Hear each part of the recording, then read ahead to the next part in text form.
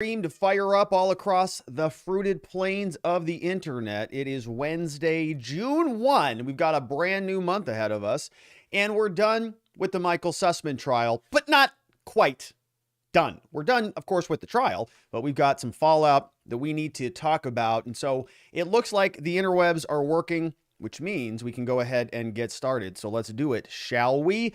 Hello, my friends, and welcome back to yet another episode of Watching the Watchers Live. My name is Robert Gouveia, and today we're talking about the Michael Sussmann fallout. We're also talking about some very interesting election stuff going on around these parts. We know that CISA, the Cyber Intelligence Security Administration, came out and issued a warning. It's actually not even public yet, but the AP got their hands on it. And we're going to go through that story and see what they're warning about, because if you recall, we know that the last election was absolutely legitimate. There was no questions about anything. And so what are they warning us about in 2022? Feels a little bit interesting, so we'll break that down. And then in our last segment, we've got a discussion about GOP armies, red armies. And I talked about this yesterday, and it didn't take long after the Sussmann verdict. I know Democrats were out there doing cartwheels and sort of high-fiving each other and saying, yeah, justice, finally. And I'm thinking to myself, you have to live under the same FBI as the rest of us. But I hope you're happy, because the pendulum is going to swing the other way. We talked about it, right? If the Democrats are going to be using certain tactics and techniques in order to gain the upper hand in forthcoming elections, while the Republicans, just by virtue of survival, are going to have to engage and utilize some of those same tactics. And so we'll talk about that, because the GOP is already in full swing. They're mobilizing their voters, and Politico got their hands on an actual recording from one of these meetings, surreptitious, secret Zoom recording of these Republicans colluding together to win elections, even though that's exactly what the Democrats did. And that's largely why they won, in my opinion, because they out-organized and embarrassed the Republicans in every way, shape, or form, because humbly, I think the Republicans weren't all that interested in seeing Donald Trump win again. And so he was sort of left out to dry.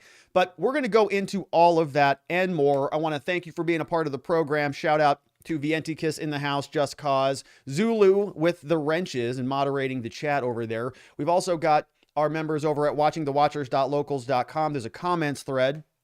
John M16's got a question that we'll get to later. Vientikis Prime's over there. Cat Crap Fever's over on Locals. JC the Music Man, and Matt's mom is here. Shout out to Matt's mom. Love it when Matt's mom's here. And so that is where you can chat away over at our community on Locals or on the live chat on YouTube. And there was something else I had to say, but I don't know what it was. So I guess we'll just get started. Michael Sussmann not guilty verdict yesterday. A little bit of a letdown, a little bit of a bummer, but not a surprise. We talked about the DC jurors and about cognitive dissonance and about having to vote against your own team and how that might scramble some people's brains. But there was a lot of reaction yesterday, not only from yours truly and many others, but from the ultra MAGA king himself. That's right. Donald Trump came out and posted this over on Truth Social. And I have, I think, an account over there, but I'm not actually using it because I'm not an Apple person, unfortunately. And they told us that by the end of the month of May, that maybe there was going to be a web portal and an Android version. But I haven't seen that come to fruition yet. But I'm very excited to get on there because of stuff like this. Donald Trump posted on Truth Social and said, "Our legal system is corrupt. Our judges and our justices are highly partisan, compromised, or just plain scared. Our borders are open. Our elections are censored. Our inflation is rampant. Gas prices and food costs are, quote, through the roof. Our military, quote, leadership is woke. Our country is going to hell. And Michael Sussmann is not guilty. How's everything else doing? Enjoy your day, 3 exclamation points." Which is, that's kind of being a little jerky there, those 3 exclamation points. Enjoy your day. It's like, right? Hey, like, enjoy it, suckers. Sorry for your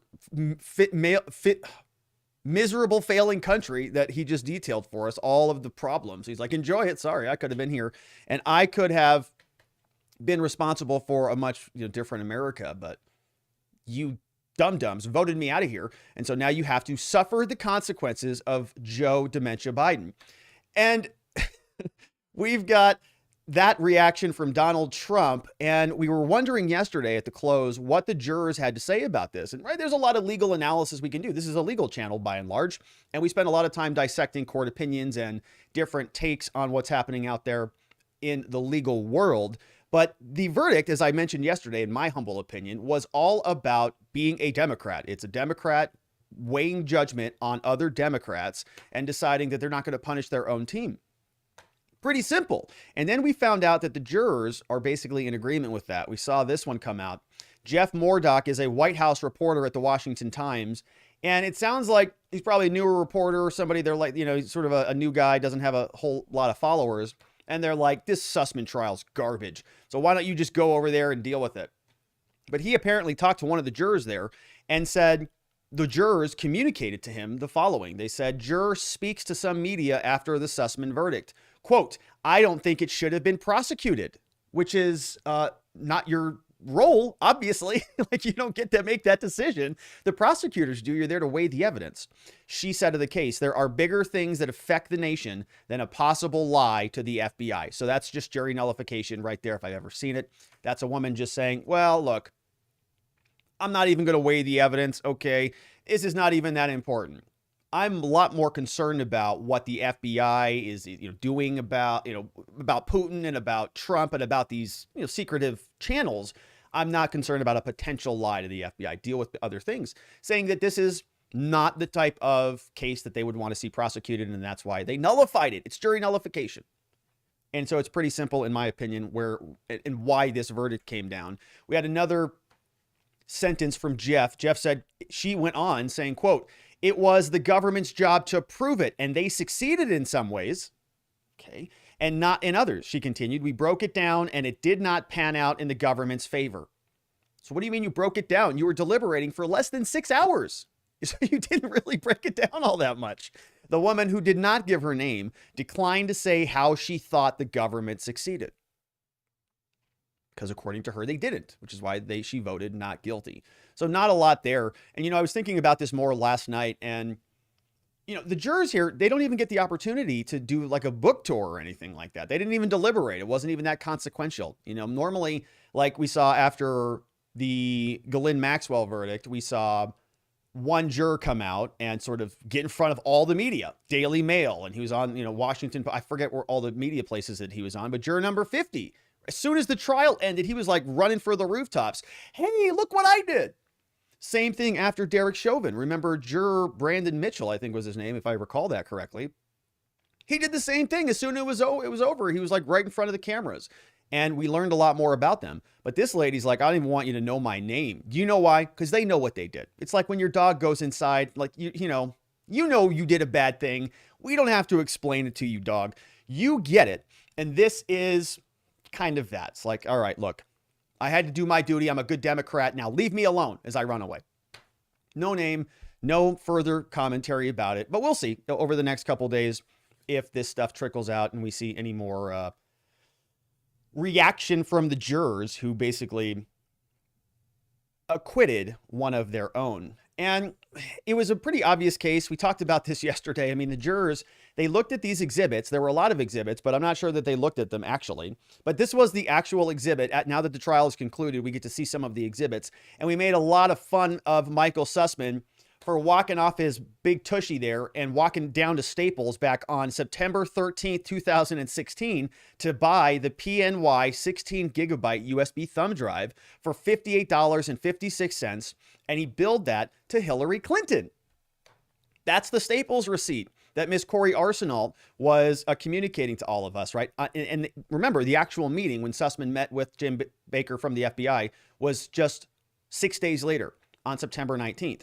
So Sussmann walks over there, buys the thumb drives, takes it back over to his law firm, and he fills out an expense report. This is his expense report.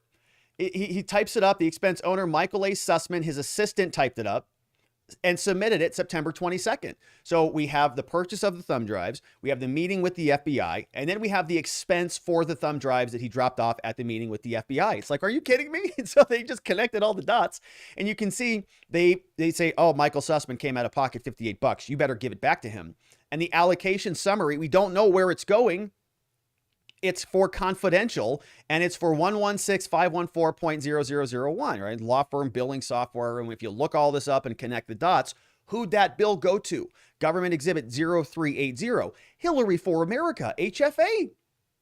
Sussmann billed her for it, for the thumb drives. And the jurors are looking at these documents as government exhibits, and they still can't piece it together. And if they need any more help, well, you see this is the expense details. So they're saying they paid it out. This was for the purchase of new single-use flash drives for the secure sharing of files. Again, 9/13/2016. It's got a full report ID, allocation for a confidential client, confidential. All Hillary Clinton, the whole thing, was being billed to her. And the jurors, meanwhile, they just don't care. They're just kind of sitting there looking exactly like this. Over from Goodwin, creators.com. The jury of Michael Sussmann's political peers, as you can see this cartoon, I think summarizes it pretty nicely. A bunch of donkey Democrats on there who all voted largely Hillary for America. They're all blue. Maybe this guy is the Elden Ring guy. I'm not sure, who that is. We know that this woman's probably the cranky Smithsonian history teacher, or maybe this might be the grumpy old Smithsonian lady. This might be the lawyer, the Hillary Clinton donor lawyer. There was a guy who phone banked for Hillary Clinton. That was probably him there. The woman who had Michael Sussmann's daughter on the crew team. Maybe that's her. She looks kind of cranky. She's got kids. It could be her. So, there's a lot of that going on.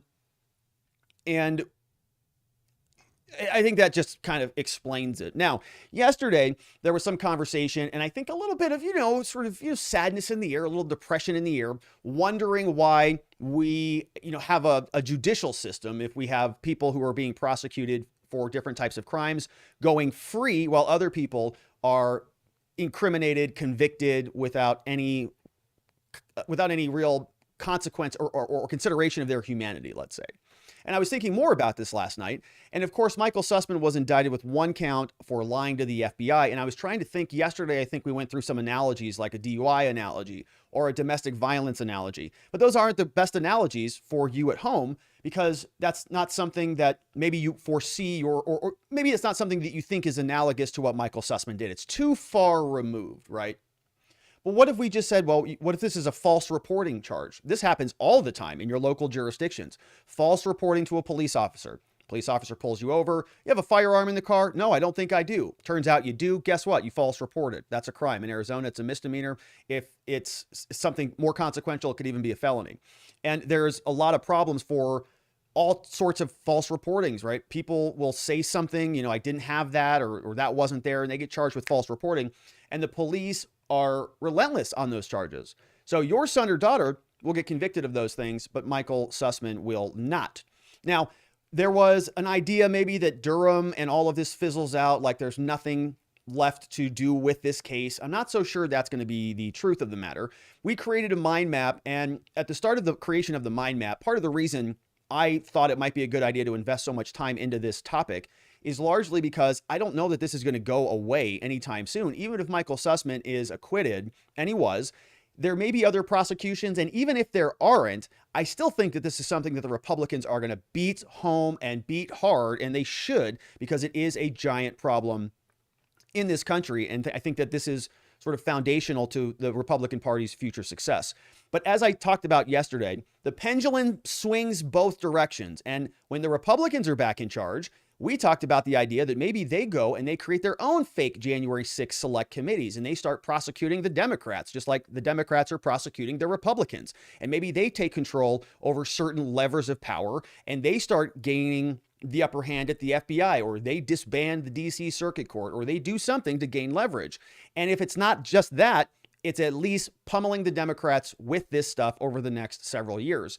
And boom, it didn't even take like 12 hours. Matt Gaetz had already jumped into it. We saw that he appeared on Tucker Carlson last night. Now, he's a Republican, of course, and I was actually really surprised that he showed up on Tucker, but he was on there, and we are going to watch this clip. It's about 3 minutes and 46 seconds. We're going to lay a lot of foundation before we watch this, so it's going to be a little bit before we get there. But I want to unpack this, because these cable pieces, they cram a bunch of stuff into 3 minutes and 46 seconds, and we can't really understand what's going on. And Matt Gaetz and Tucker Carlson and Jim Jordan, they all release the news to us, but they don't actually give us the records or give us the letters or give us any of the underlying documents, to my knowledge. And so we have to kind of assemble it on our own. It's one of my big gripes with media on both sides of the aisle. They get the news and they actually hold the original documents to themselves, and then they take it out and they, communicate the news. Why don't you just release that stuff so we can all see it? Here, though, Matt Gaetz posted this about 19 hours ago. Says, in response to a letter sent by Rep. Matt Gaetz, Jim Jordan, Perkins Coie, the law firm that we've been talking about for a long time here, the legal arm of the DNC and Hillary Clinton admits that they've been operating an FBI workspace in their Washington office since 2012. 2012. And put a pin in that because that's pre-Trump era. Donald Trump wasn't even glimmering at the White House as far as we know at that time. This was all Obama. Obama just got reelected. And so what are they doing establishing an FBI workspace in Perkins Coie right after the second inauguration of Barack Obama? That doesn't make any sense. I mean, are we scared of Russia then? Do they need to be spying on Americans then? What's going on here? I thought a lot of this was, let me explain. I thought a lot of the interface between Perkins and between the FBI was a consequence of Trump-Russia collusion, allegedly, or of Trump or Hillary-Russia hacking, right? And all of that started in 2016. So why are we looking all the way back to 2012? And why did they start colluding together all the way back then? And so that's a big claim. And I want to know what the evidence is. What, Matt Gaetz says that they admit they've been operating. What does that mean? And how are they explaining this? What does that document? And so we are going to get there, but I want to make sure we're up to speed on Perkins Coie and how this law firm works, right? This is a screenshot from their website, and take a look at this. They're going to try to justify this FBI collusion with this office in there where they have access to who knows what. We're going to break that down in a minute. But they're going to say this is all just normal operating procedure. We're a big law firm. We interface with the government in multiple different facets, and we need this. And the FBI, of course, is going to say they do. Yeah, they certainly do. Let's see what they say they do. They say that they are the go-to government contracts firm for wide-ranging clients, large multinational corporations, and even small businesses. You see here, government and internal investigations is on the list. What do they do?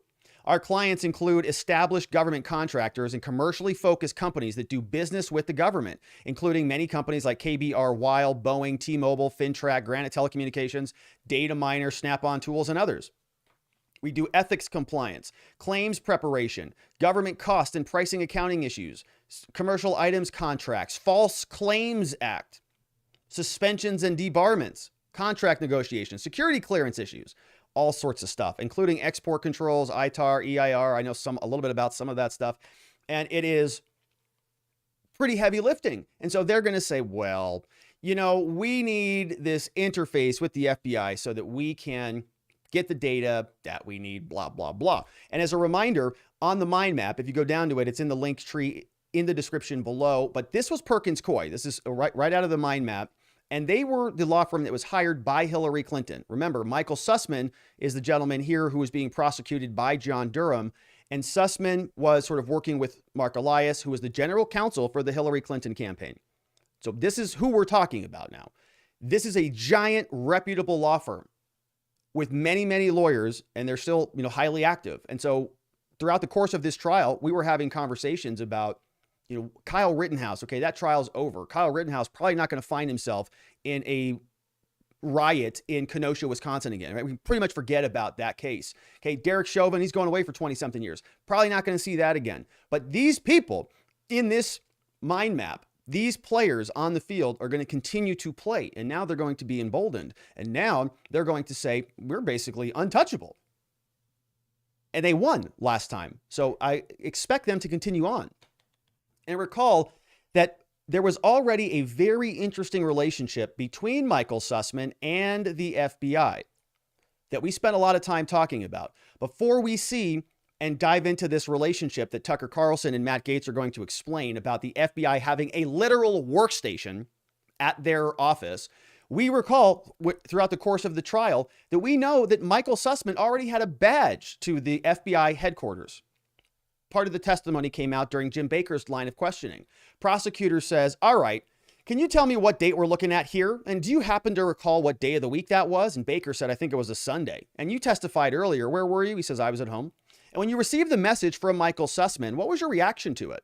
He says, I was a bit surprised to get it from Michael. And this was the text that came in the day before they actually had the meeting. He says, I kind of wondered how he got my personal cell phone number, but Michael's a friend, so it didn't freak me out. So he says, okay, all right, Michael wants to meet. I trust Michael. I'll set a meeting with him if he can come tomorrow. It seems, based on what he was saying, it seemed to me at the time it was very important. So I thought I should meet with him right away. And so the prosecutor says, so let's look at the response that you sent. It says, it looks like you wrote back, Mr. Baker. What did you say? Baker responded to Sussmann, says, okay, we'll find a time. What might work for you? Michael says, anytime but lunchtime. You name it.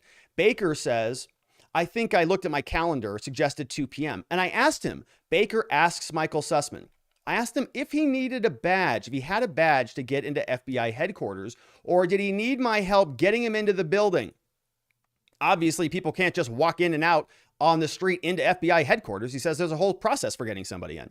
But for some reason, I thought Michael, because he did a lot of business with the Bureau, might have a security badge, which was, in fact, turned out to be true. He said, I have a badge. Please remind me of your room number. So Michael Sussmann is sort of in and out of the FBI pretty regularly. Baker says that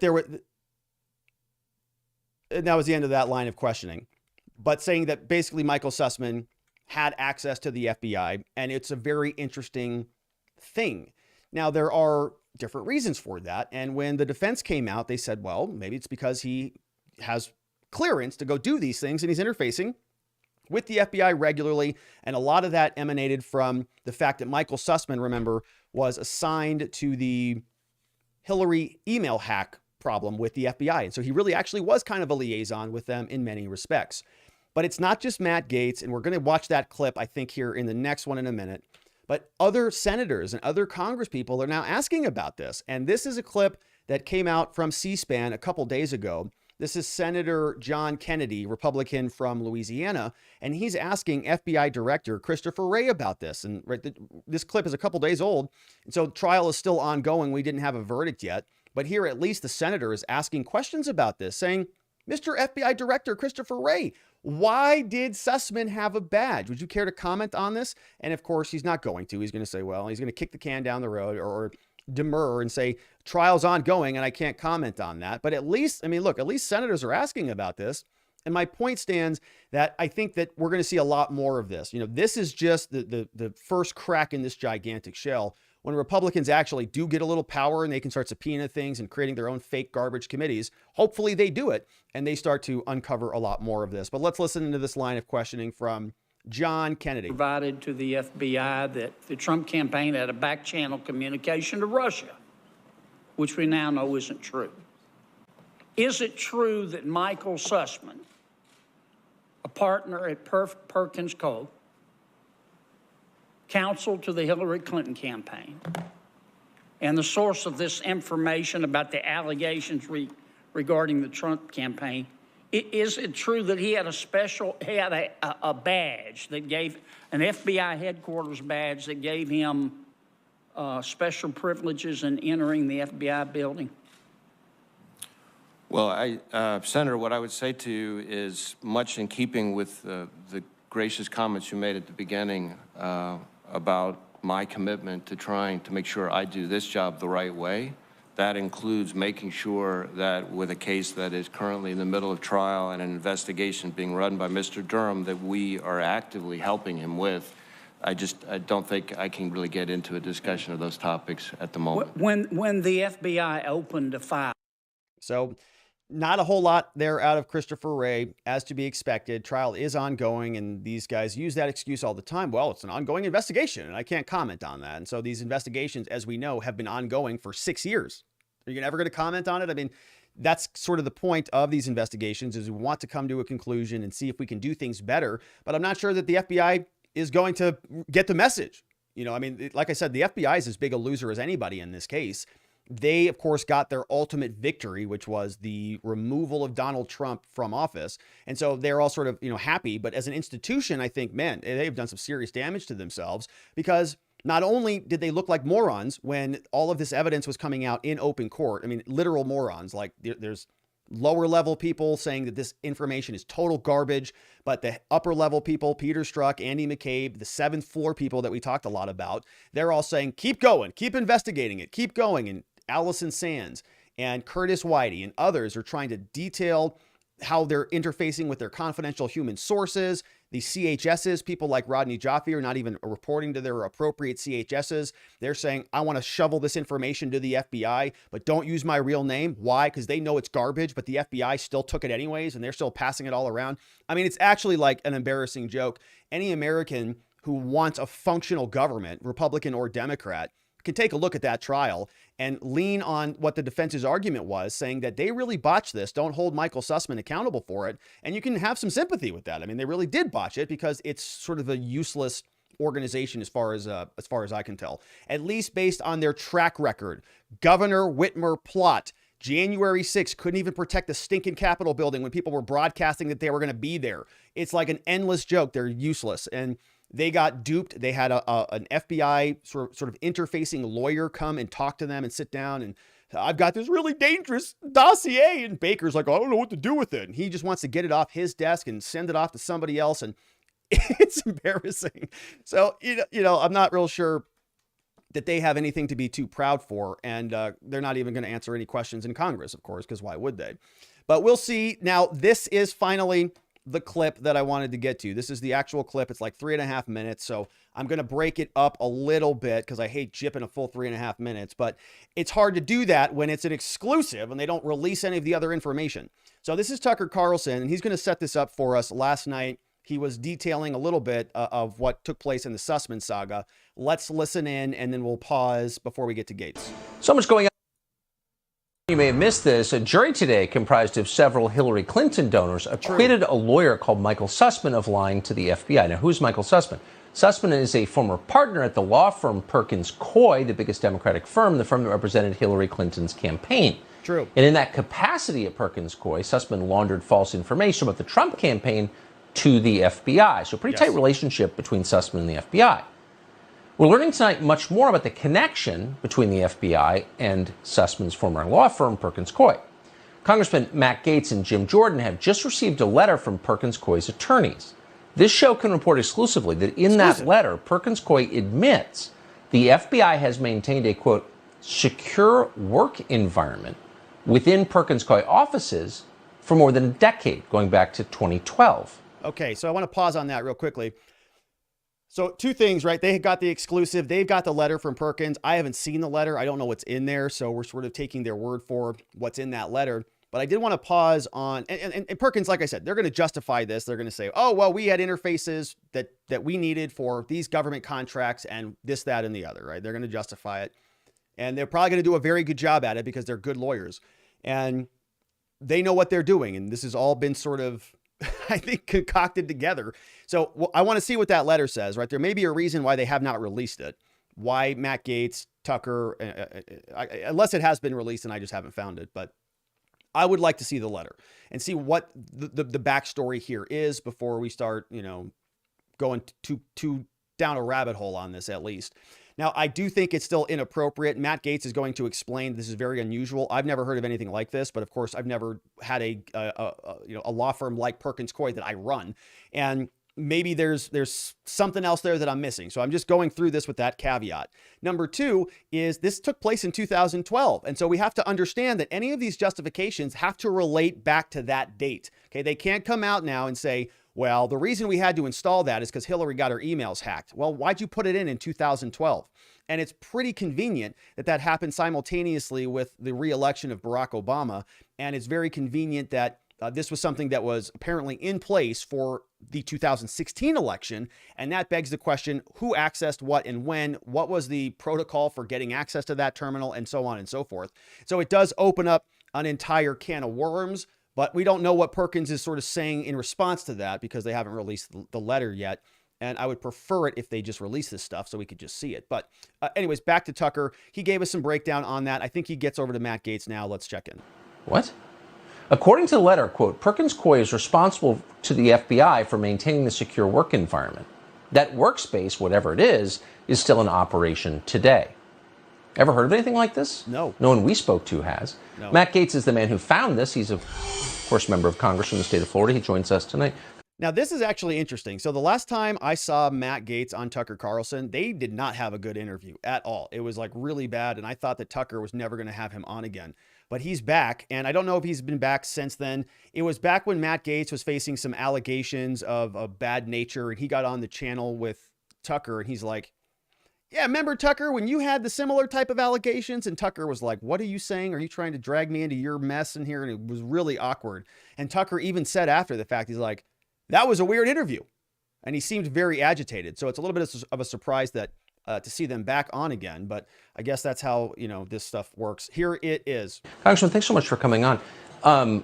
This is bizarre. Tell us what it is and what you think it means. We got a report from a whistleblower that we confirmed through multiple admissions, including this letter, showing that the Democrat Party's law firm, the law firm that received...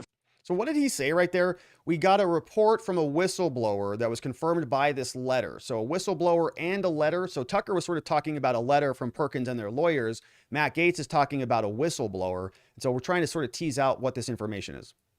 $42 million from the Democratic Party has this co-located workspace that they operate in concert with the FBI. Why in the world would that be the case? Why would Christopher Wray allow it to continue? Then you also have to ask yourself, why within the last 12 months was the person on behalf of Perkins Coie operating that work site, Michael Sussmann himself? And that's another hit there. That's what I'd like to know. Who was operating that workstation? If it was Michael Sussmann, that's a whole separate issue now, right? What I heard Matt Gaetz just say is over the last 12 months, Michael Sussmann has been working that workplace, that workspace environment, whatever that is, which is like a weird thing if you're under federal indictment for lying to the FBI. So that doesn't make any sense. Okay, like Perkins, the moment that Michael Sussmann got charged, and I don't know what the timeline is, like when he was there, when he left, or what the timeline that Matt Gaetz is talking about, but you've got a conflict there. If Michael Sussmann is criminally indicted for lying to the FBI, you can't have him continuing to work with the FBI. It's not how that works. Got to separate them. You're on leave. You don't get to work with them anymore because you got charged with the crime the last time you did. So we're going to put you over here for now until we resolve this thing. But what Gaetz said is it sounded like Sussmann was in charge of this terminal. What? And we heard through this trial that you just referenced that the FBI believed Michael Sussmann was lying to them in 2017 when he was shuttling false information about Trump into the intelligence process. And now we learned for 4 years after that lie, Michael Sussmann was, in fact, operating this secure work environment. Whoa. So what reason would there be? So now that's a little bit different. It's for 4 years he was operating the secure workplace environment. So maybe he didn't do it after he was indicted. Once he got indicted, they pulled him off. Be for that, and what leverage would the Perkins law firm have over the FBI given this work they're doing together? So I know that this story, to the extent they can, will be ignored by the media. And to the extent they can't ignore it, they'll say, well, this is just normal. There are good reasons for this. You're an attorney. You serve with a lot of other attorneys. This is not normal, correct? Correct.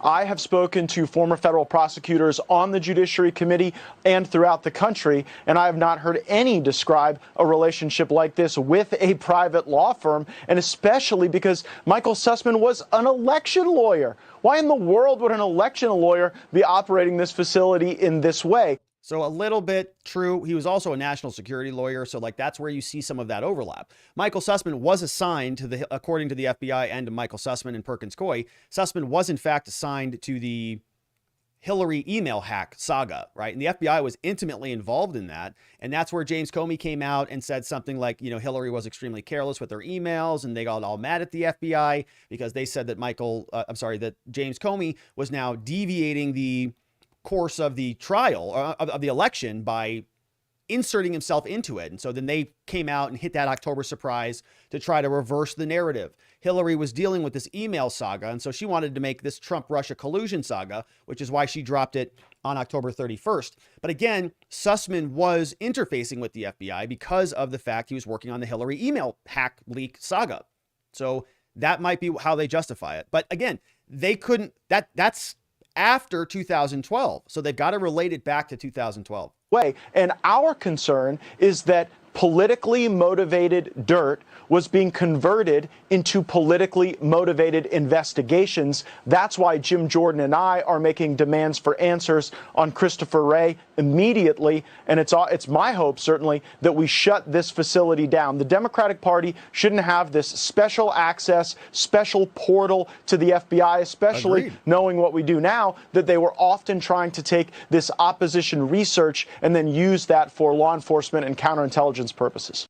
Right. And we talked a lot about that. They were feeding it to both sides of the equation. They'd give it to the FBI. They say, you better do something about this because the New York Times is going to run with it. They take that story to the New York Times and say, the FBI is investigating this, so you better run with this story. And this is a big deal. You know, if this is actually true, I want to jump over to this story from the conservative treehouse. And they put this together. And this came over from theconservativetreehouse.com. It was a breaking story that came out yesterday. And this blog post says this is a huge development. Essentially, what is being admitted is that a portal existed into FBI databases within the law firm Perkins Coie. We know exactly who they are and what they do and who they represent. This means access to FBI database searches from within the offices of the DNC and Clinton legal group. It says, think about the ramifications here. And Conservative Treehouse has long claimed that there was some kind of direct portal link between the Clintons and the FBI. There were too many trails of extracted non-minimized research evidence in the hands of the Clinton team that CTH could not trace to transferring to an FBI official.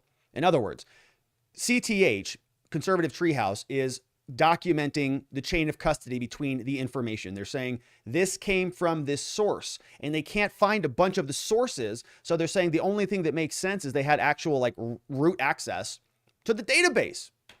They say if Perkins operated a portal in their office that allowed them to conduct search queries of American citizens, then everything would make sense. That portal is exactly what is being claimed and admitted in this report from Matt Gaetz. So I want to break this down. He gives us some good documents we're going to take a look at here in a minute. But he says the start date of 2012 is important for several reasons, not the least of which is the FISA presiding judge, okay, the Foreign Intelligence Surveillance Act presiding judge, criticizing the scale and scope of prior unlawful FBI database access. Okay, so saying, look, not a new story. This goes back many years. Okay, we're not talking about unlawful illegal warrants that are emanating from Donald Trump, right? The FISA story, Carter Page, all of that. This goes back even before that to 2012 when we've got Judge Rosemary Collyer. She's saying that there was a central database saying that the author writes that I've done a deep hole of this, and the report from Matt Gaetz and Perkins Coie is consistent with Rosemary Collier's prior report on the FBI abuses. Okay, so saying now that they're sort of corroborating the two stories. Matt Gaetz has a report. This other report came out, this source came out from Judge Rosemary Collier, and he gives us this screenshot from the findings from Rosemary Collier. He says the NSA, the National Security Agency, examined, this was ex-top secret. This was a review into illegal accessing of FBI databases from back in 2012. Okay, this is the source of this document. Or actually, it's not that far back. It's more recent, but it's describing some of those things. The NSA examined all queries using identifiers for U.S. persons targeted pursuant to the FISA using the X tool in the X blank from November 1 to May 1, 2016. Right, this is a report on basically these FISA abuses. This is saying that they sort of did an analysis. They say we have a tool, kind of like a search engine. So think of it like a Google. And what we did is we looked at all of the searches that went into Google. They say from using the blank tool in the blank fashion from November 1 to May. November 1, 2015 to May 1, 2016. We looked at all the searches. Based on that examination, the NSA estimates that approximately 85% of those searches representing blank queries conducted by approximately blank targeted offices were not compliant with the applicable minimization procedures. Okay, so meaning they didn't follow the proper procedures in order to run those searches. Many of these non-compliant queries involved the use of the same identifiers over different date ranges. Even so, a non-compliance rate of 85% raises substantial questions about the propriety of using blank to query FISA data. While the government reports that it is unable to provide a reliable estimate of the number of non-compliant queries since 2012, there is no apparent reason to believe the 2015 to 2016 period coincided with an unusually high error rate, right? So it wasn't an aberration. At an 85% non-compliance rate, you've got a bunch of knuckleheads at the FBI or maybe at Perkins Coie just type in whatever they want. Robert Gouveia, let's see what pops up on him. Oh, we've got access to all of his records because we don't need a warrant if we're going through these tools. And this is abusive because as a U.S. citizen, we've got constitutional rights to protect our reasonable expectations to privacy. And they are not allowing that to happen when they install search terminals for goons at the FBI to just poke around. Conservative Treehouse tells us this was non-compliant queries since 2012. 85% unlawful of those searches, not complying with the minimization standards. Many of those searches involve the use of the same identifiers, and he says, put in plain terms, the same people were continually being tracked, searched, and surveilled by querying the database over time. Kept searching for them. The non-compliant searches go back to 2012, the same date mentioned for the FBI portal to begin operating inside Perkins Coie. And so he's referencing that source. Also highlights this footnote over there. Says the improper access granted to the blank contractors was apparently in place blank blank and seems to have been the result of deliberate decision making. Interesting, very interesting. Blank access to FBI systems was the subject of an interagency memorandum of understanding, and it was entered into blank. Despite the existence of an interagency memorandum of understanding, presumably prepared or reviewed by FBI lawyers, many of these people we talked about, no notice of this practice was given until fiscal year of 2016. Of course, so they were operating and doing all of this in the dark of night. Of course, such a memorandum of understanding could not override the restrictions of Section 702, minimization procedures. So they passed a new sort of internal working policy or procedure. You probably have these at your office. We do at our law firm, R&R Law Group, Scottsdale, Arizona. We offer free case evaluations and have a mission to help good people find safety, clarity, and hope in their cases. But the internal procedures are important, but they don't override the law, right? And here they're saying that the Obama people were communicating back in 2012. These FBI lawyers were saying, well, we're just going to, those databases, well, look, we should probably minimize any of our constitutional overreaching, but it's just internal guidance. And we saw, according to that report, 85% noncompliance. So the conservative treehouse tells us this footnote is key. It says, note the phrase, redacted access to the FBI system was the subject of an interagency memorandum. This sentence has the potential to expose an internal decision, right, withheld from Congress and the FISA court by the Obama administration that outlines a process for access and distribution of surveillance data. Okay, they know what the law is. Section 702 says you got to follow these guidances, but they didn't do that. They sent an interoffice memo. Everybody said, oh, yeah, I mean, we can try to do those things. Can't we? Can't we, Lou? Yeah, Lou, we can do it. And then they just ran searches for whomever. Note, no notice of this practice was given to the FISC until 2016. Kept it all under wraps. Guess what happened in 2016? Donald Trump won. Summary, the FISA court identified and quantified tens of thousands of search requests of the NSA and the FBI database using the legal system. The database was repeatedly used by persons with contractor access who unlawfully searched and extracted the raw results without redacting the information and shared it with an unknown number of entities. That's your FBI. That's the current security state of the United States here in our country. And it's, is that what all these Sussmann hyperventilators doing victory laps are interested in?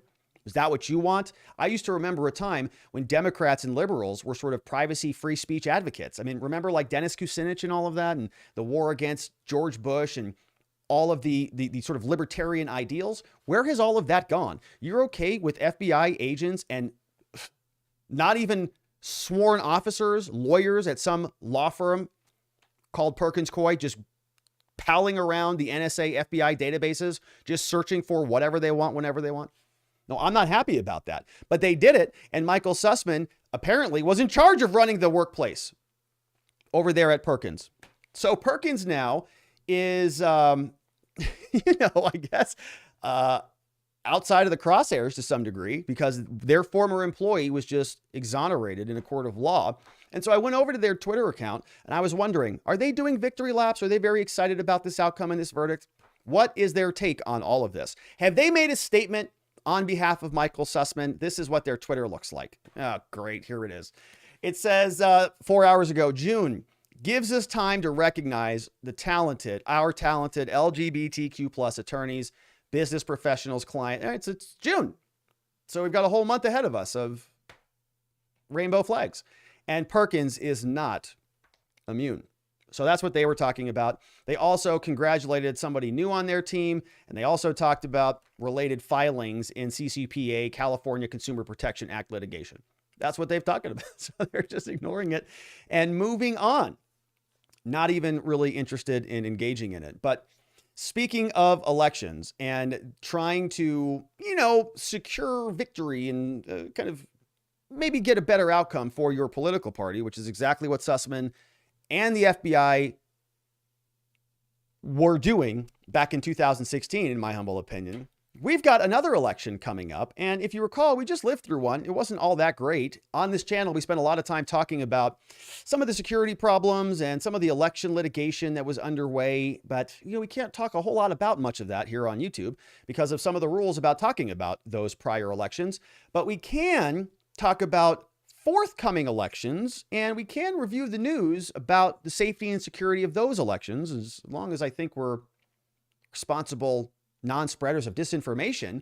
And so in order to comply, well, we got to talk over with a reputable news agency called the AP, don't we? The AP here tells us that, shockingly, a very reputable cyber agency came out and said that voting software is vulnerable in some states.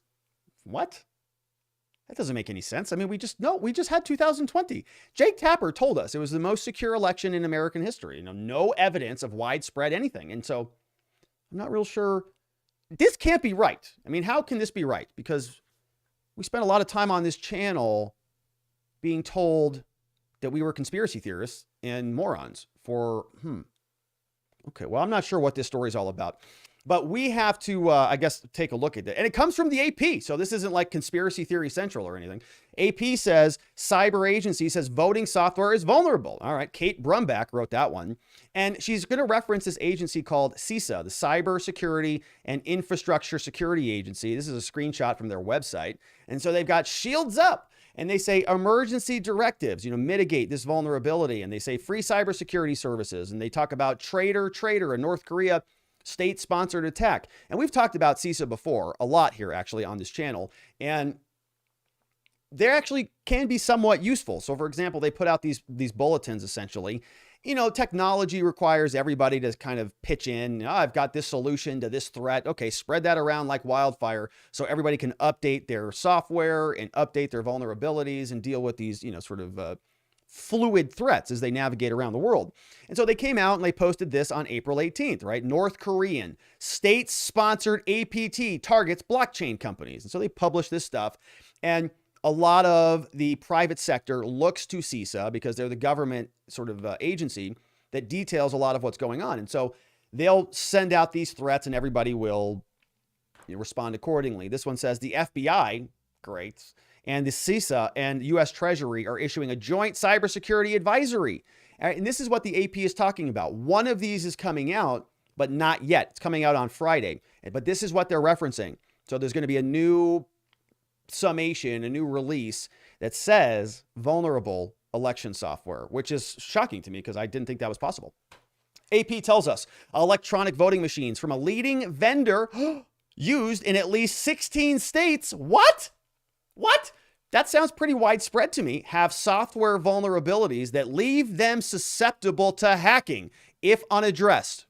The nation's leading cybersecurity agency says in an advisory sent to state election officials. Well, that's the weirdest thing I've ever heard. That doesn't make any sense. How is that possible?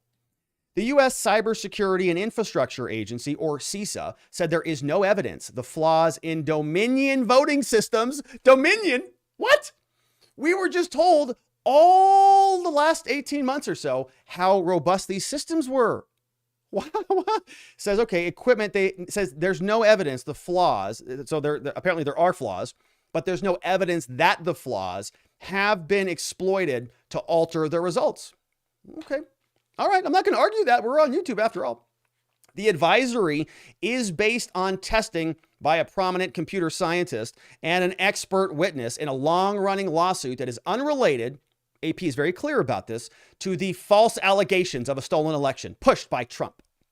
Okay, so they're going to be very clear. You see how much they have to thread this needle? It's hilarious. It's like they have to do the old sandwich. It's like bad fact for the Democrats, but it didn't implicate 2020, but it's also another really bad fact. But it also didn't implicate 2020, but also everything that the people said was concerning is in fact concerning. Okay, so it's going to be, I guess.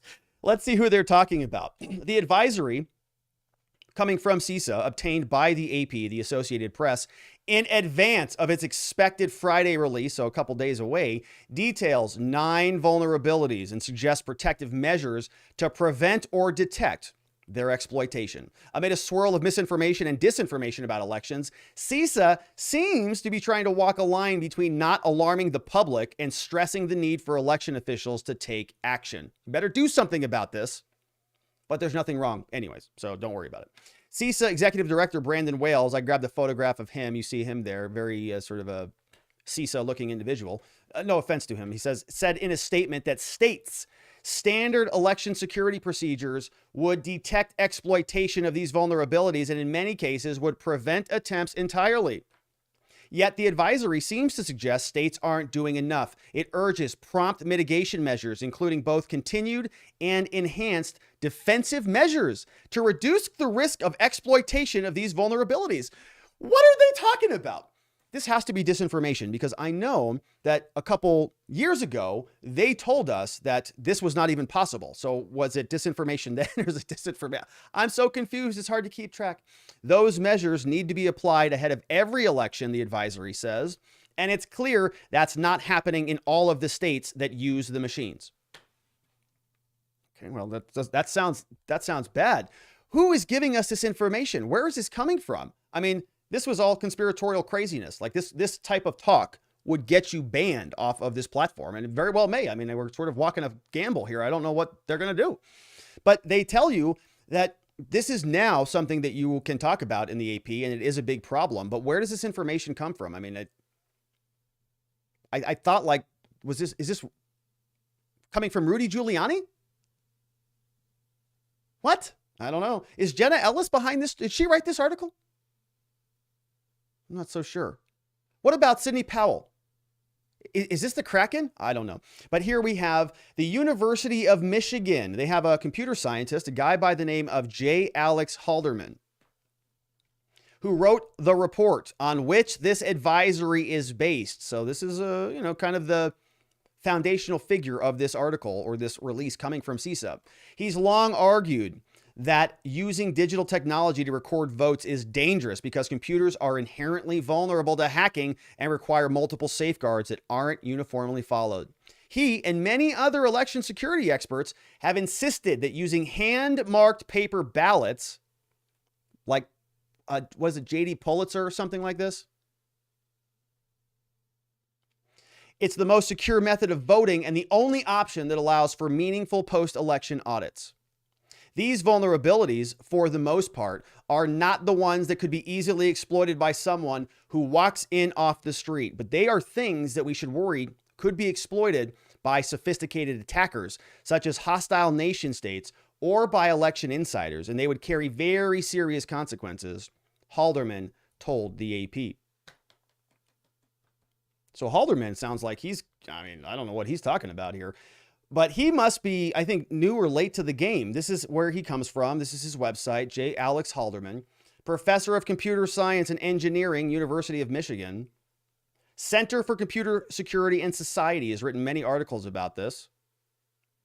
asking about ballot marking devices and so on. You can see a number of members in his lab. He's got an emphasis on problems that broadly impact society and public policy and so on. And so one of the most serious vulnerabilities, according to the AP, is the allowance of malicious code to be spread from the election management system to machines throughout the jurisdiction. What? The vulnerability could be exploited by someone with physical access or by someone who is able to remotely infect other systems that are connected to the internet.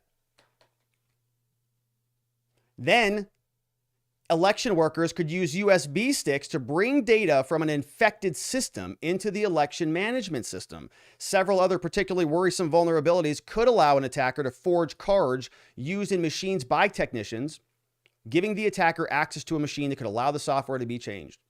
Attackers could then mark the ballots inconsistently with voters' intent, alter the recorded votes, or even identify the voters' secret ballots. Well, that sounds pretty nefarious. I'm really glad that somebody is on this now and that they're going to be able to shore all this up before the next election. I mean, CISA is issuing a security bulletin, and they're going to have to fix all this, hopefully. Halderman agrees that there's no evidence that the vulnerabilities were exploited in the 2020 election. And Canon Con Live submitted a super chat, says, "You're going to get a strike for this. Ask me how I know." Got a strike from something I said about this exact topic on their podcast late last year. I know, and it's very hard to keep tabs on the YouTube community guidelines. And it's something that seems like it changes kind of with the news. And so I hope I don't. We're going to have to take a quick look at the YouTube community guidelines and double check and make sure that we're in the clear. And so I'll certainly do that after the show is over. But they've got, actually, no, we have it right here, actually. Election misinformation policies. All right, incitement. Yeah, so here we go. Yes, here it is. So here is actually the policy. So let me pull this up. Let me make sure that we're in the clear. I think we're in the clear here, but let me show you what we're talking about. Here is the YouTube policy, just for those of you who are aware. Election misinformation policy. If you're posting content that encourages voter suppression, no good. Candidate eligibility, no good. Incitement to interfere with processes, so content encouraging others to interfere with democratic processes, no good. Distribution of hacked materials, also not good. And election integrity, so content that advances false claims that there was widespread fraud for select past national elections. And I think that's why we're in the clear. After the final election results are officially certified, any past U.S. election. And so I hope, Canon Con, that we are not in violation of the community guidelines, because we're not talking about the past presidential elections. We're talking about the future elections in America. And so I hope that we're in bounds. But it's, Canon Con is bringing up a very good point on this. It's really hard to tell, right? Like, I've had content that got struck in several, months later. In fact, right, my first strike was for medical misinformation, and that they struck me, 6 months after the content was already out. And so I think they sort of struck me because they didn't like what I was saying about Ukraine, but it is what it is. But I think we're following the guidelines is my point. We're looking forward, but that wasn't. So here he goes back now. Let me start this segment over. Halderman agrees that there's no evidence that the vulnerabilities were exploited in 2020. But that wasn't his mission, he said, right? So he wasn't looking for it. He was looking for ways Dominion's democracy suite, ImageCast X, and their voting system could be compromised. The touchscreen voting machines, he says, can be configured as ballot marking devices that produce a paper ballot or record votes electronically. Dominion defended the machines, saying they're accurate and secure, saying that they have been unjustifiably maligned by the Trumpers. Halderman says it's only an unfortunate coincidence that the first vulnerabilities in polling place equipment reported to CISA affect Dominion machines. It's just a coincidence. That's all it is. All it is. And so there's a lot more to unpack there, of course. CISA is going to unleash one of their prior, or their ruling on Friday, or their formal summation. But one of the other challenges that they talked about was the idea that, remember this, we talked about this in the prior election. This is a sample that I found from Denver. But one of the problems that Halderman was talking about is sort of the idea that when you vote, it spits out this machine, and this machine will give you the printed summation of how you voted, right? Vote for yes or for no, vote for yes or for no. But then when you take the QR code, he's saying there's a potential exploit where the QR code, like the information that's saved in here, may not match the actual printed recording, right? So it might look like to you that you voted this way, but the QR code that you take over and scan in the counter or the tabulating machine will actually, have a different result. So Halderman talked about that. Dominion has told CISA that the vulnerabilities have been addressed in software versions, and the advisory says that election officials should contact the company. Halderman says no one but Dominion has had the opportunity to test their fixes. And so, Halderman is saying that they can't make that connection. But CISA is going to come out on Friday, and we'll see what that report looks like. To prevent or detect the exploitation of these vulnerabilities, the advisory's recommendations include ensuring voting machines are secure and protected at all times, conducting rigorous pre- and post-election testing, and encouraging voters to verify the human-readable portion on the printed ballots. And we'll see if the election officials around the country ultimately do that. The Republicans, meanwhile, are seemingly not going to allow what happened in 2020 to happen again. We talked about a lot of this yesterday. The idea being that if the Republicans don't start acting like Democrats and they don't start building up their own ground game, they're going to get embarrassed again like they did in 2020. And if you were here on this channel, we covered this in depth. I mean, we had some serious pre-election litigation coverage going on here. I'm not an election litigation lawyer, but we covered it in depth because I could see the writings on the wall. We were watching all of the lawsuits being filed all over the place in the run-up to the 2020 election. And we were seeing how badly the Republican Party was getting embarrassed on the ground in the court of law.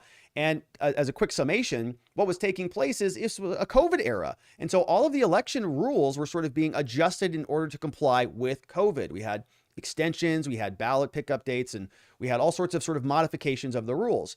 All legal, nothing fraudulent, all legitimate. It was done in the courts of law, and judges around this country started to modify things in ways that I thought were concerning and troubling. Turns out I was kind of right about that. But it was actually effective. And so they're going to be trying to do that again. Now, I've been highly critical of the Republican Party for a long time, saying that they were asleep in 2020 and they're probably going to be asleep again for the foreseeable future, especially if they have a candidate at the top of the ticket that they don't want. But it doesn't mean that that's the entirety of the GOP. You might have the Mitch McConnells, the Lindsey Grahams, the Ted Cruzes who are doing the same garbage they did in 2020.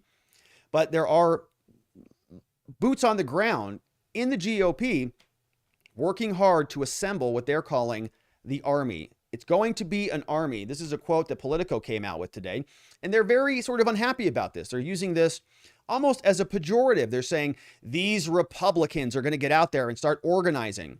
Tapes reveal the GOP plan to contest the elections. Now, we covered the opposite spectrum on this.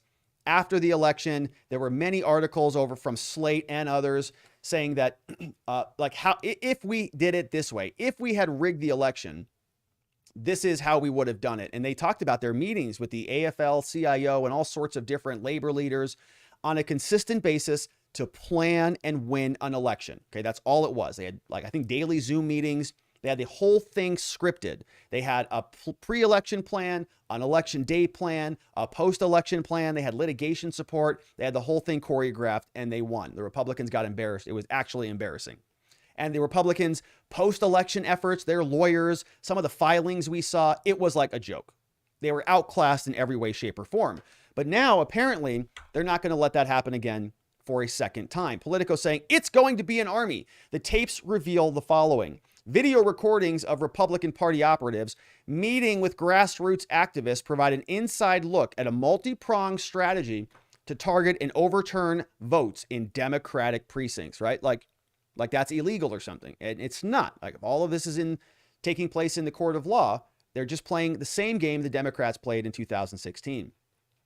Install, they say, how are they going to do this? Install trained recruits as regular poll workers and put them in direct contact with party attorneys. The plan, as outlined by Republican National Committee staffer in Michigan, includes utilizing rules designed to provide political balance among poll workers to install party-trained volunteers prepared to challenge voters at Democratic majority polling places, developing a website to connect those workers to local lawyers, and establishing a network of party-friendly district attorneys who could intervene to block votes at certain precincts.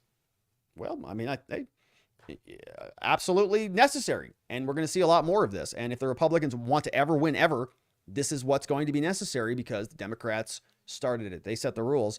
And we'll see this continue to spiral out, right? It's going to trickle into every single facet of our institutions, and it's going to be horrible. But that's how this works now, unfortunately. Politico has a quote saying, being a poll worker, you have so many more rights and things you can do to stop something than as a poll challenger. This is all coming from this guy, Matthew Seyfried. We're going to listen to a clip of this. The RNC's election integrity director for Michigan said, stressing the importance of obtaining official designations as poll workers in a meeting. This took place in Wayne County last November 6th, one of a series of recordings of GOP meetings between the summer of 2021 and May of this year. Backing up those frontline workers, Seyfried says it's going to be an army. We're going to have more lawyers than we've ever recruited because, let's be honest, that's where it's going to be fought, right? Yes. Yes. Finally, they're getting it in the GOP. Yes, that's what's going to happen. Should have been doing it a long time ago. But Mark Elias is creating a gigantic network called Democracy Docket, and it's going to be very powerful and effective. So it's good to hear that these people are thinking this way. Now, here's a clip from the actual meeting. I want to play a little bit of this. And to set this up, there's a woman in the audience, and she's talking about her experience at the last election. She's saying, look, they were planned, man. They had a plan in place. They came in, they swarmed us, they called the police on us. Anytime we tried to challenge something, they knew the rules better than we did. And this woman is complaining about being out-trained. I mean, honestly, I've been in all sorts of environments where I've got my butt whooped because I was underprepared. I'm sure you have too. And this woman, you can hear it in her voice. She feels like she got embarrassed by the other side because she did. All the Republicans did. And they're now trying to address this. So let's listen to what this sounds like. They had a pre-planned thing that they did. They would swarm you. They blocked you from seeing things.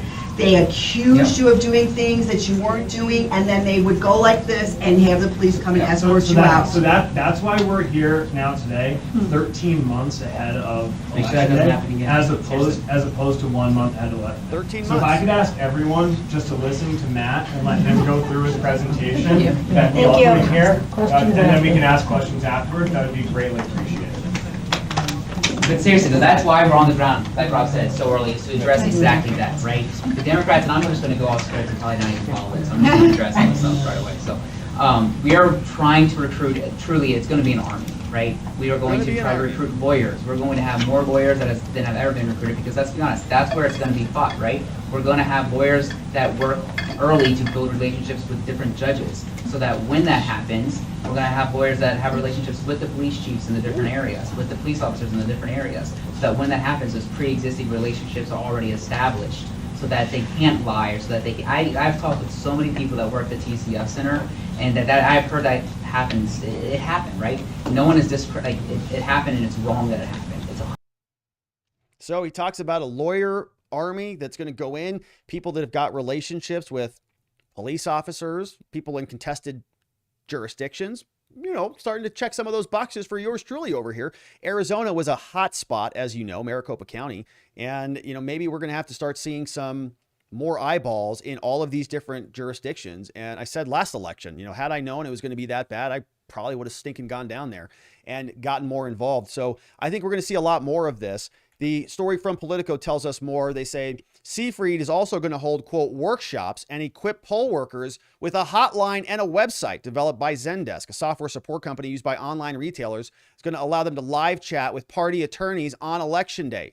Whoa, they're beefing up a little bit. In a May 2022 training session, he said that he'd achieved a goal set last winter. More than 5,600 individuals had signed up to be poll workers, and several days ago, he submitted a list of more than 850 names to the Detroit clerk. Powerful stuff.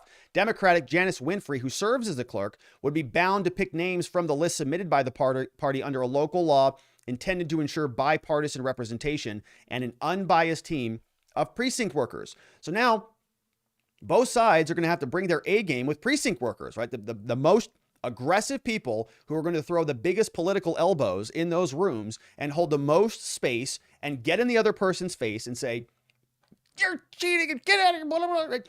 Those are the people, right? Both sides are arming up. They're elevating their game. And as I said, this is going to continue to happen. And the Democrats are going to respond and the Republicans are going to respond. And around we go. The RNC spokesperson said the party is attempting to rectify an imbalance in favor of Democratic election workers in large urban areas, particularly in Detroit, a city that votes reliably Democratic by more than 90%. Just 170 of more than 5,400 Detroit election workers were Republicans, so they're massively outclassed. Democrats have had a monopoly on poll watching for 40 years, and it speaks volumes that they're terrified of an even playing field, right? Like these headlines, video leaks of Republicans organizing to contest elections. It's like, you guys have been in charge of it for a long time. Gates Maverick, RNC spokesperson, said the RNC is focused on training volunteers to take part in the election process because polling shows that American voters want bipartisan poll watching to ensure transparency and security at the ballot box. They say in an introduction graphic, they say they want to make it easy to vote and hard to cheat. Steve Bannon also came into the story, and we're going to get to your comments and questions here in a minute.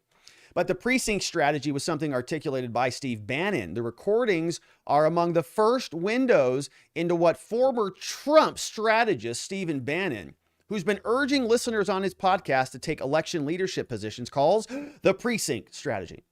But Penniman, the election watchdog, believes the strategy is designed to create enough disputes to justify intervention by GOP-controlled state legislators who designed to take those steps back in 2020. Come election day, create a massive failure of certification in Democratic precincts.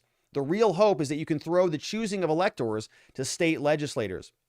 Participants in the recorded session said their goal is to root out fraud, not achieve more Republican poll workers in the Democratic precincts. So we've got a whole Red Army now brewing, many of whom happen to be lawyers, it sounds like. And so they're going to be gearing up to try to make sure that this election goes a little bit more, let's say, even-handedly than the last one. And so that, my friends, were the segments for the show on the day. But let's see what you have to say about all this. We talked Sussmann. We talked the Red Army. We talked Matt Gaetz. We had the whole segment. What was the second segment on? I can't even remember. There was so much we covered. Oh, yeah, the whole story on Perkins Coie and this interfacing between the FBI. We covered a lot of ground today. Let's see what you have to say about it. We had our first one come in earlier today from Mary Briggs saying, I wish I had an expense account like him, talking about Michael Sussmann. Yeah, he just gets to go and just charge it. You know, he was making, I think, $795 an hour, which is like $79 every 6 minutes, I think, if you do the math on that. Somebody did the math on that. But it's like, it's a lot, right? And so most of how these types of lawyers work, right, is sort of accounting for their time and their money and all their efforts for every single thing they do. So they've got an assistant that says, well, this receipt, and it's just all organized. It's all expensed. Hillary and the DNC paid them $42 million, according to Matt Gaetz. It's a nice expense account. It's good to be one of those lawyers, no doubt. Doug McMenamin says, for transcripts and for any hope you can give my sad mood. 2 systems of justice, and I was an IRS target. Oh, sorry, Doug. Yeah, look, you know, it's okay to feel a little bit of, depression over what's going on out there in our justice system, because it's not good. As I said, it's really not good. It's sort of a slow deterioration of the system, as I've said, as these things continue to get more politicized. You know, the Supreme Court is also going after their own law clerks. We've got jurors who are nullifying crimes that are sort of against their self-interest in the name of politics. It's not good. Not good at all. But you know, there's always a silver lining here. You know, the U.S. federal government has been failing pretty largely my entire life. And so it's not necessarily a bad thing, because that means that maybe we'll get something better as a replacement.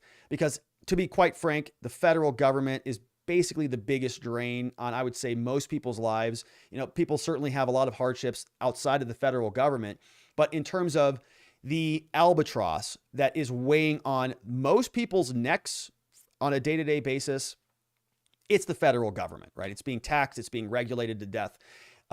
Everything else is mostly solvable, right? If you have a bad relationship with somebody, well, just end that, move on to somebody. Bad business partner, move on. Okay, you got bored, move on. Can't ever escape inflation. It's not going anywhere. Can't ever escape a broken justice system, really. Hard to escape a lot of other consequences. So it's okay to feel a little bit down, but that's because it's always darkest before the dawn. And as these institutions continue to crumble and fail, there will be another parallel system that emerges. I am absolutely sure of that, because people reject tyranny. They want freedom. They want to get out of a tyrannical government. And there are alternative systems that are popping up, and there's going to be a response to this. The states are going to get tired of it, as we're starting to see. So thank you, Doug. Cheer up, though, a little bit. You know, it's good. The feds are having a tough time at things, and that's not a bad thing. James Gutierrez with a nice thank you, very nice super chat there from James Gutierrez, says thank you with an exclamation point. Well, thank you, James. It's very generous of you. I appreciate that. I do appreciate it. 63 Rambler says, if Durham knew about this office, would he have brought the specific case that just ended? Probably. I mean, I don't know that this would have been, maybe he did know about it, right? And he just didn't tell us about it. This is all a whistleblower leak, or Perkins Coie responded to this as a result of a letter from some Congress people. Maybe he knew and he brought it. Maybe he didn't. But who knows? We're going to have to wait and see. CannonCon Live says you are going to get a strike for this. I really hope I don't get a strike for this, right? I really hope. Hopefully you're not right. Hopefully I don't have to come back and eat my words and say CannonCon Live was right. But certainly it sounds like CannonCon has a channel, and he sounds like he's talking about some pretty provocative stuff over there. If you're going to earn a YouTube strike, it's probably a checkbox in the right box. It's like, hey, talking about meaningful stuff over there.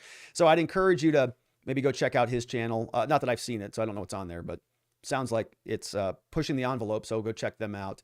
Brent Neos says the QR code being a vulnerability sounds like a load of crap. QR codes are only supposed to display linked data. Sounds like it's garbage all the way around.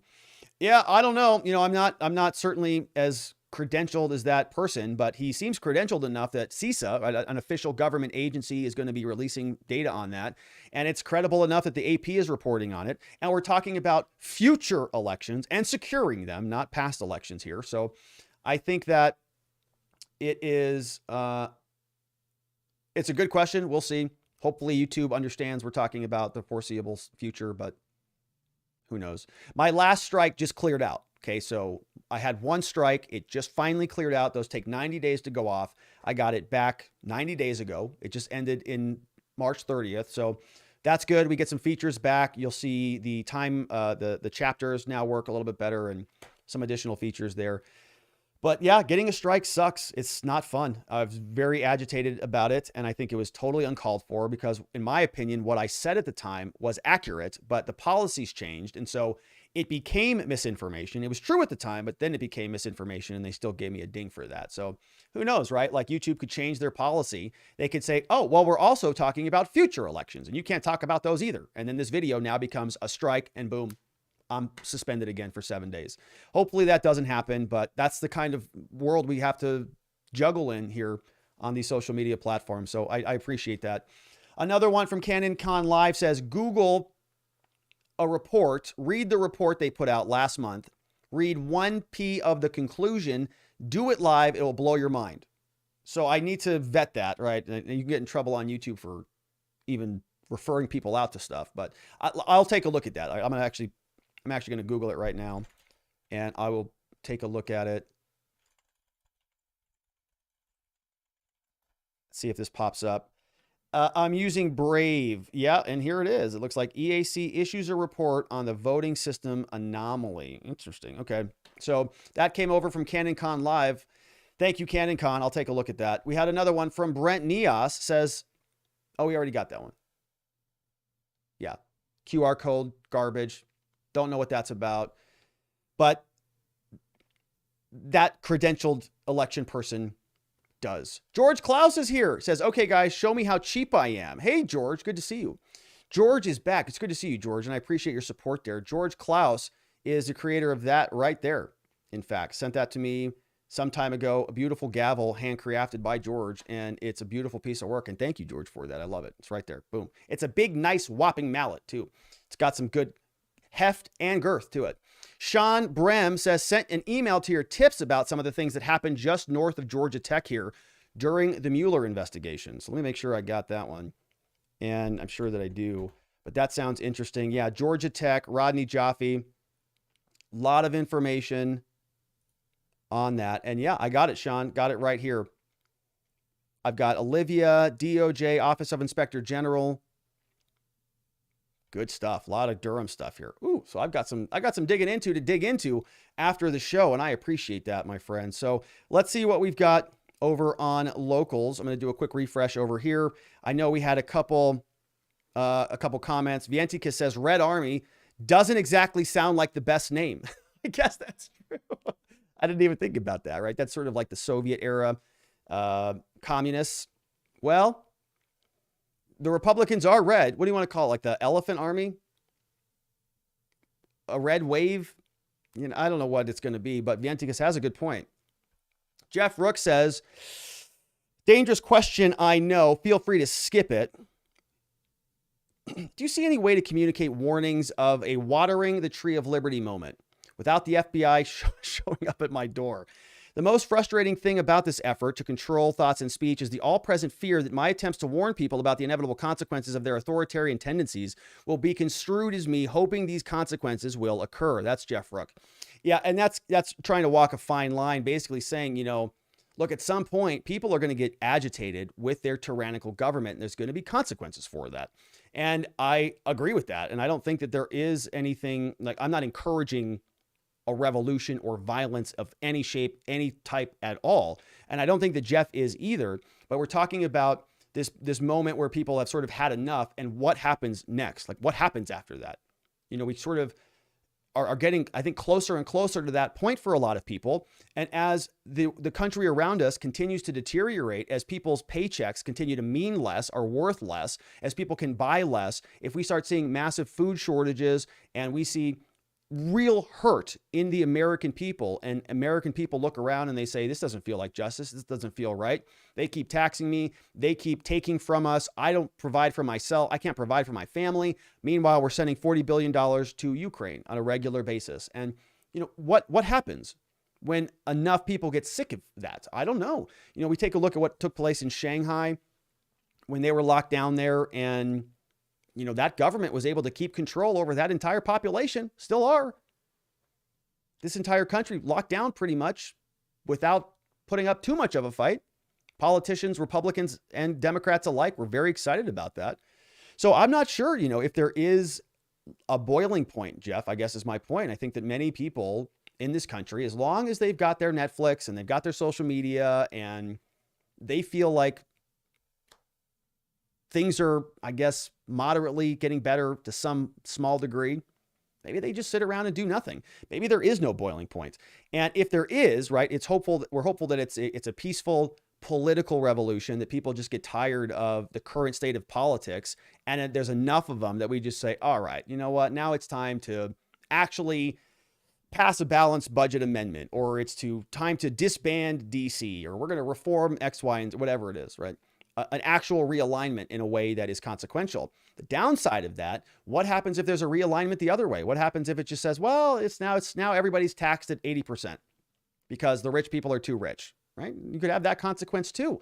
And in those cases, you may have a boiling point. But I thought, you know, I've been saying for a long time that I think that there's sort of a soft, slow reshuffling taking place where people are segmenting themselves out into new communities. People are leaving cities, people are leaving states. There's a resorting taking place.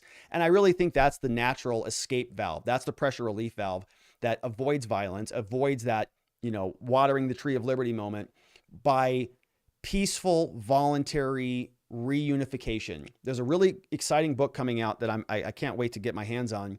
It's called The Network State. It's by a guy named Balaji Srinivasan. It's coming out July 4th, Independence Day, for a reason. I think it's sort of a new idea for creating a new network state that's more powerful, more valuable than a nation state, going from, you know, the old religious state, prior to that, old sort of barbarian states, to religious states, to nation states, now to network states, where we don't really need the overarching governmental structure to have progress in our lives, because we're unified on a monetary system, we're unified on an operational governance structure, and that can all be built without government, because government, as we can see, is useless. So those are a couple quick thoughts on that, Jeff Brook. Very interesting question. But as I said, I've always said that violence is not the answer at all. It just sort of hardens the other side. And there's a lot, I think, that can be done without it. Humbly. Vientica says, the only time there is danger to the voting system is when the person I don't like wins, which is a great point, Vienticus. Anytime you lose, the system is terrible. JC, the Music Man, says Perkins Coie and Fusion GPS get caught creating a web of fake information on a presidential campaign and gets caught only because of a special counsel investigation. They are then found to have an ongoing relationship with the FBI. If they are willing to go to such lengths to create a web of false information for their clients, every work product that comes from those organizations should be considered not trustworthy. Jeremy's indicting Perkins Coie right now. How is it that the only law broken was, lying to the FBI? Absolutely no one is connected to anyone involved in pushing this should ever be trusted again. Well, Jeremy, that's a great comment. And that's exactly why we created a mind map, so that everybody can see their faces indefinitely. Now, it's probably going to be a handful of people who ever look at it again, but that's okay. At least I feel better about it. It's out there. And when it comes again, and it's going to come up again, like this whole saga is going to come back out to bite them. It's not done. The Republicans are going to just dig into this like starved lions, and they're going to have a lot of fun with it, as they should. Molly Pop Inc. says, I wonder how Scooter Libby feels about Sussmann's acquittal. It's a good question. Scooter Libby, that was a long time ago. Scooter Libby wasn't he from the Clintons? Wasn't that the guy who like walked out with his with some stuff in his underpants? Or no, let's see. Oh, this is Dick Cheney. Who was the other guy? There was a guy, a Clinton guy, who like walked out with documents in his pants. I thought that's who I was talking about, but no. This is Scooter Libby, American lawyer, former chief of staff to Dick Cheney. So he got indicted, 5 counts by a federal grand jury, convicted of 4 counts, right? And he's in D.C., but he's a Republican, so he's not a Democrat, and he doesn't get the special Democratic treatment that others get. That was a good question from Molly Pop. See the Veil says, question: are we allowed to create a petition to dismiss the entire circuit court and close down all federal courts in D.C. due to failure to be a neutral party? With all the innocent folks in jails, these federal judges have proven their disregard for the neutral duties of the law. So if we create a petition to remove these judges, what could the process be? Who would receive the petition? How would it be enforced? It's a big box out of the question, I know. It's actually a great question, and it's something that I think is absolutely doable. And the person who I think really brought this idea to the big screen for us in America was Newt Gingrich. And so I'm doing a quick search on him. Abolish the Ninth Circuit. Yeah, so Gingrich actually came out and wanted to do it to the Ninth Circuit. And the justification for it was that Congress sets the jurisdiction of the courts. So Newt Gingrich, of course, ran for presidency some time ago, and he said that he was going to abolish the Ninth Circuit Court. At the GOP, he says, it alters the balance. I've been working on this project since 2002, when the Ninth Circuit said one nation under God is unconstitutional. I would suggest to you that I know this better than other attorneys or other lawyers. He says, yes, it's technically possible to abolish the circuit court, right? So what he says the Ninth Circuit here, but I think the same principle applies to the DC Circuit. Instead of abolishing the Ninth Circuit, just abolish the DC Circuit. Yes, it's technically possible. All the lower courts are a creature of Congress, which has the absolute power under Articles 1 and 3 to establish, disestablish, and otherwise rein in powers of all the courts except the Supreme Court. So yeah, just get rid of it. Get rid of the DC Circuit Court. In fact, I think that DC should probably just go away in general. I think it's gross. There's no real reason for it anymore. Congress people are representing their states. They should be in their states. They shouldn't be going to DC, going to the cocktail parties, sort of consolidating themselves, concentrating themselves to be picked off by lobbyists and other special interests. Stop them meeting around and having conversations with each other. And if they want to have, these conversations, they can do it via Zoom. They don't need to go to their house in the Congress, in the Senate, or use any of those symbolic sort of symbols of overage. Too much. They should go home, represent their constituents, and leave it at that. Molly Pop Inc. says, you said you didn't know what topics to cover yesterday. I'd like to propose legal parameters of Biden offering amendments and implications to the World Health Organization. This is a juicy one. I'm going to have to look into this. This one came in from Molly Pop Inc. Looks like this one might be a little bit borderline for YouTube, talking about some medical stuff that I'm not real familiar with, but I will take a look at that. Thank you. So I've got 3 stories to look at after the show. Monster One says, I think it's the right verdict in Sussmann. Several of the government's own witnesses has notes stating Sussmann had a client. It was clearly known that he was working for someone. I know this is unpopular, but oh well. When your government witnesses defeat your own theory, your case has a problem. That was from Monster One. Yeah, but so I guess, Monster, that's a materiality question, I guess, is what you're saying, is that everyone knew it wasn't material. So the fact that he did lie is just not material, I guess, is what you're saying. Everyone knew it didn't matter that much. And so I guess my response to you would be, well, what did you think about the FBI agents who said that they dropped everything and they worked hard in order to go sort of investigate this? Did that matter to you? I mean, it would sort of matter to me in terms of materiality, but maybe not, because Sussmann knew. And our last one from John M16 says, if a lawyer will not get paid by his client unless he wins and you get a verdict here, and his client gets paid some money by the opposing party but has to pay substantially more money, like in the Hollywood trial, how would that be considered a win by the lawyer, or would that be considered a loss? So it's a Hollywood trial question. And I have to be honest, I would honestly say less than 10 minutes of the whole trial, maybe 2 minutes on TikToks and YouTube shorts when I came across them. What the heck is this about? Maybe another combined 7-8 minutes checking in on all the other law tubers and seeing what they're doing, what they're talking about, seeing if I could jump in there in any way, shape, or form. And the answer was always no, because I don't know what the heck was going on in the case. And so I don't know anything really about it other than the verdict came out. I think they both sort of won a claim. Johnny's going to get more money than her. Okay, is that a big victory for him? I don't know.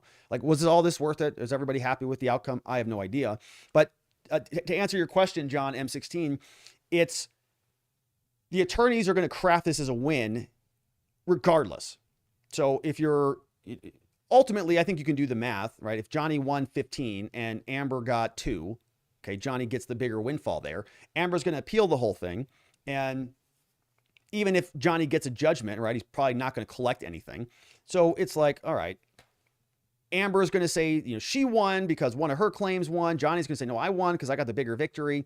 So attorneys are going to try to splice it both ways. But if you want to just do the calculations, who got more money ultimately in the end, they win the case, in my opinion.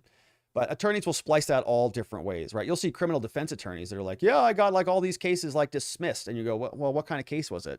Oh, those were diversion agreements? Okay, so those were like agreed upon dismissals where the client had to go do something. Okay, so that's a little bit different than you like filing a motion to dismiss and winning it, right? But you're still saying that you dismissed all this stuff. So attorneys will mince words and they'll try to turn, a loss into a win. That's what we do. We like to manipulate and become persuasive with the facts in order to make our arguments. Good question from John M16 there to close things up over on locals.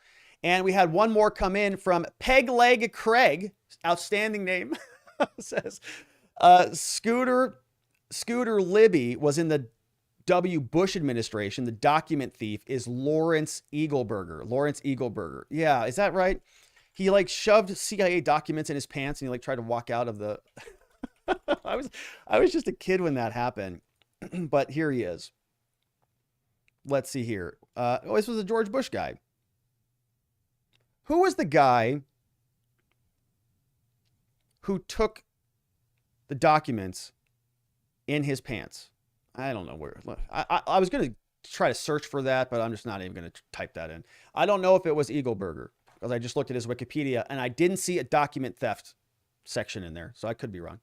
Molly Pop Inc. says, read that story over on Locals. It's very, very juicy and messed up. That's one of my favorite stories. That's perfect. Those are the best ones. So I will look at that one. Molly Pop Inc., Peg Leg Craig, thank you for both of those. And final shout outs over on our Locals chat. JC the Music Man's there chatting with Jumpin' Jeff, See the Veil.